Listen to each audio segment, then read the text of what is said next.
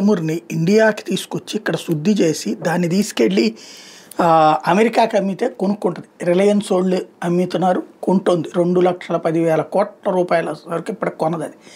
అదే సందర్భంలో రష్యా ఆయిల్ని కొంటున్నటువంటి దేశాల మీదన ఇప్పుడు చైనా కొంటుంది, దాని మీద టారిఫ్లు తక్కువేట కానీ మన మీద వేస్తాడ. అట్లాగే యూరోపియన్ యూనియన్ కొంటుంది, దాని మీద టారిఫ్లు తక్కువేంట మన మీద వేస్తాడట. అంటే కేవలం ఈ వ్యవసాయ ఉత్పత్తులని ఇండియాలో దెబ్బతీసి ఇదివరకు బీటీ విత్తనాలు మన దేశంలో కంటే మన దేశంలో నాటు విత్తనాలు ఎక్కువ వాడేవాళ్ళం. బీటీ విత్తనాల ద్వారా వాటిని మనకి మొదట్లో తక్కువ రేటుకి ఇచ్చారు. అవి వాడటం బిగిన్ అయిన తర్వాత ఇప్పుడు రైతులు ప్రతి ఏటా ఏం కావాలంటున్నారు? బీటీ విత్తనాలే కావాలంటారు.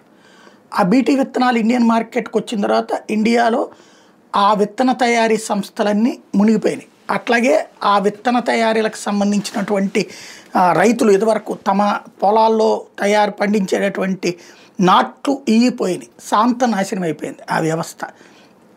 ఒక వర్గం తుడుచుకుపోయింది వ్యవసాయం. అట్లాగే ఇప్పుడు నిదానంగా మిగతాది అటు పాల ఉత్పత్తులు కావచ్చు, వ్యవసాయ ఉత్పత్తులకు సంబంధించి వాళ్ళు ఇతర తీసుకొస్తున్నటువంటివి కానీ ఇండియా మీద రుద్దేటటువంటి ప్రయత్నం చేస్తున్నారు. దానికి మోడీ ఒప్పుకోవట్లేదు. అవి వస్తే ఈ దేశంలో ఉన్నటువంటి ప్రధానమైనటువంటి రంగం కొలాప్స్ అయిపోతుంది, వ్యవసాయ రంగం అన్నటువంటి. రైతులు సర్వనాశనం అయిపోతారు.